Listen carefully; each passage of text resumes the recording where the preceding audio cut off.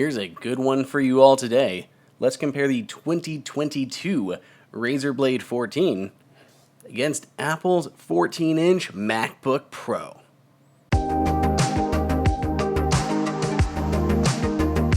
Welcome everybody to Apple Insider. It is Andrew here, and you can find me on Twitter at Andrew_OSU. If you haven't done so already, please go ahead and subscribe and smash on that notification icon so you don't miss a single video. Here, I'm going to be comparing these two honestly incredible laptops. Apple's latest MacBook Pro is the 14-inch MacBook Pro. This one happens to have the M1 Pro processor, the 10-core M1 Pro. I think there's also an 8-core M1 Pro with a 10-core GPU. So we got here. And on this side, this is the 2022 Razer Blade 14. Yeah, there's a few configurations of this as well, but I'm going to walk you through a few of the things that I think you should know and give you kind of some recommendations at the end of this video. And I was surprised in a number of categories throughout this, so I think this is a really interesting comparison. Use those chapter markers down below if you want to skip around a little bit. Otherwise, let's go ahead, spin this up, and jump into it. Let's kick off this showdown with the design of the two machines. Of all of the PC manufacturers, one of the few that is most Apple-like, I think, has to be Razer. They have an amazing following that is almost as cult-like as Apple's is, and they've got some amazing PC hardware out there. So if I'm ever looking for a PC, Razer tends to be higher towards the list of the models that I'll consider, even though they do tend to have elevated price tags, which, again, like Apple. So looking at the design of the two machines, the Razer here looks fantastic. It's got this sleek metal body, and yes, it is an aluminum body, so similar to the MacBook Pro, all metal. There's no plastic, cheap feeling nonsense around here. It's just a great feeling machine overall, very solid, all metal design. You have the bright green Razer logo there on the back or front, whatever you want to call it, and you do have a full chroma key keyboard on the inside, literally on a per key basis, and it kind of shifts with this default state. It's awesome. I love it. It looks really neat. I know it's not for everyone. You maybe don't want that on a work PC or something, but this is more of a gaming laptop, if anything. So the chroma makes sense, and that's right within Razer's wheelhouse. The MacBook Pro, these did just get a redesign. You've probably seen me talk about them multiple times here on the channel, but yeah, the new designed MacBook Pros, of course they do have their backlit keyboards, even if it's not all the fun chroma colors as the Razer is, but glorious large trackpad. We have Touch ID there, the built-in camera into the little notch. Overall thinner, slimmer, updated design that Apple has not done in a few years. Again, all metal. Weight-wise, the Razer is slightly heavier. Holding them, like, at the same time, I can feel that this weighs just a little bit more, but not by much. If I'm picking up one, then the other, it's kind of hard to tell. If you're going for portability, I know every ounce matters, but it's not a big difference in weight when you're actually holding and comparing them.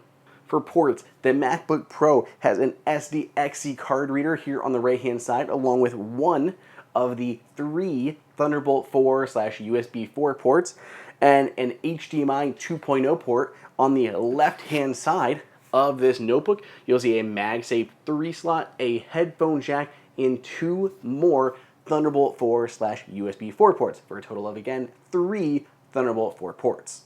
The Razer does outspec a little bit with an HDMI 2.1 port. Then there are 2 USB-A ports and 2 USB 3.2 Gen 2 Type-C ports and a headphone jack.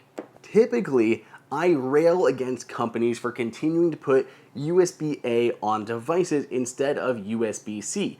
And I'm inclined to start to do that with Razer.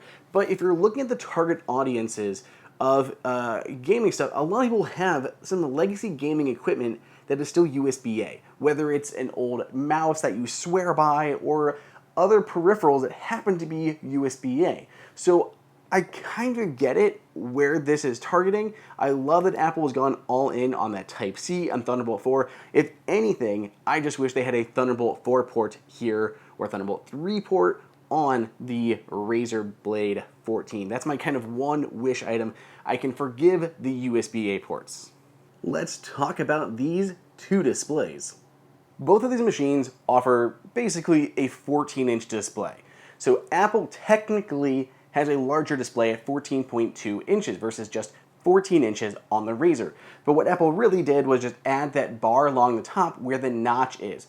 So previously you had like your menu bar going across the display. Apple increased the display a little bit and put that menu bar on either side of the camera cutout, giving you just a bit more screen real estate, moving that menu bar up. So you get a little bit more viewable or usable space here on the MacBook Pro than the Razer. The MacBook Pro has a resolution of 3024 by 1964. If you do the math, it gives it a pixel density of 254 ppi.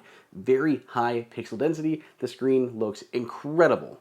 The Razer, on the other hand, is a 2560 by 1440 resolution display. That maths out to 209 ppi.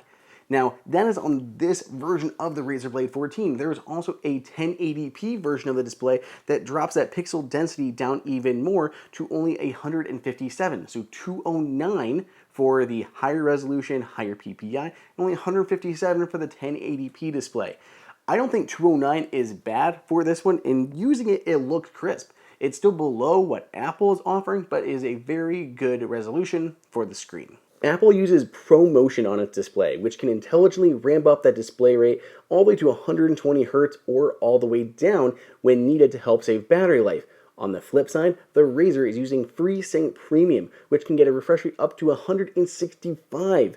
And that is on the higher resolution model. It's a little bit lower if you go for the 1080p version, but higher refresh rate that still has that adaptive technology as we're seeing in the Apple. So win here for the Razer Blade 14. Let's talk about those internals. Apple starts off with 16 gig of memory on the inside. For the M1 Pro, you can go up to 32. If you go with the M1 Max processor, it starts off with 32 gigs but can go up to 64. As far as SSD storage, it starts off at 512 but goes all the way up to 8 terabytes. What's incredible here is Apple is usually not known for having a lot of options when it comes to memory or storage, but in this case, it is definitely beating Razer.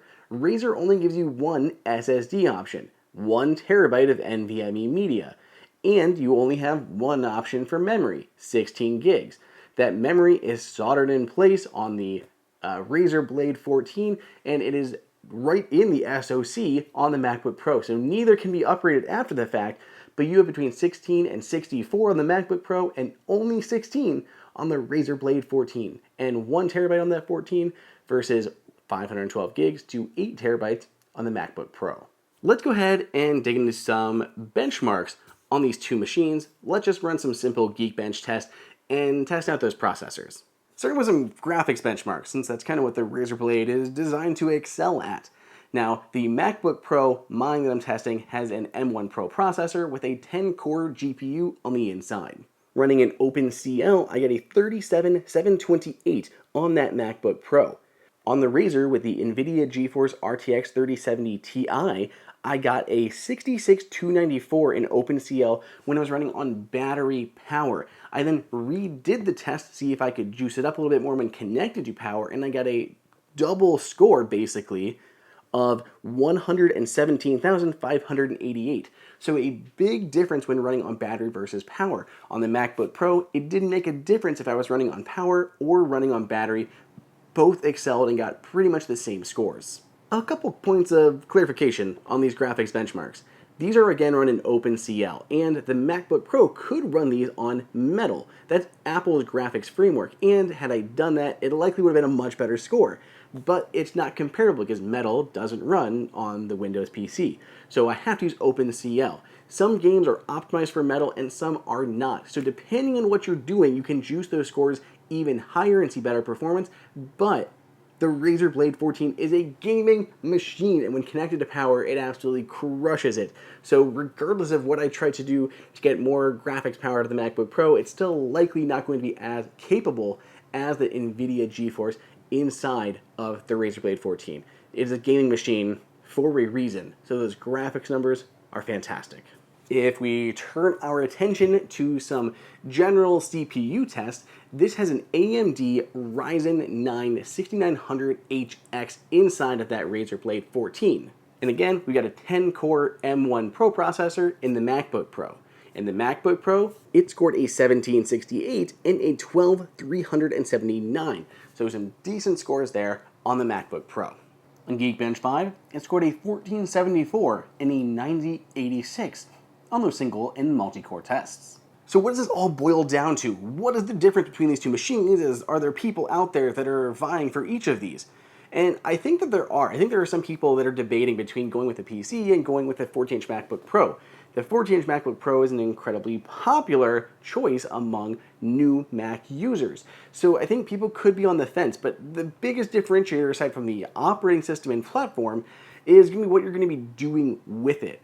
Apple's is really designed, I think, for creatives, and there's extra stuff in the MacBook Pros, especially the M1 Pro and M1 Max, that are great for video production and video editing, whereas the Razer Blade 14 is particularly designed for gaming and just has incredible graphics performance focusing on running games.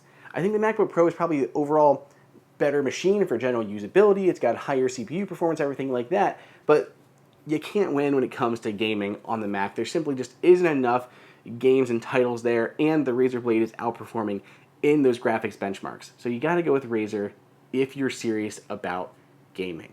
Let me know what you guys think. Let me know on Twitter at Andrew_OSU or down below in the comments if you'd like to grab the Razer Blade 14 or the 14-inch MacBook Pro. We have some deals for them that we've been gathering up, and they are pinned in the comments and in the description. So check those out if you're at all interested in them and maybe want to save a little bit of money. Otherwise, stay tuned. Got more videos headed your way.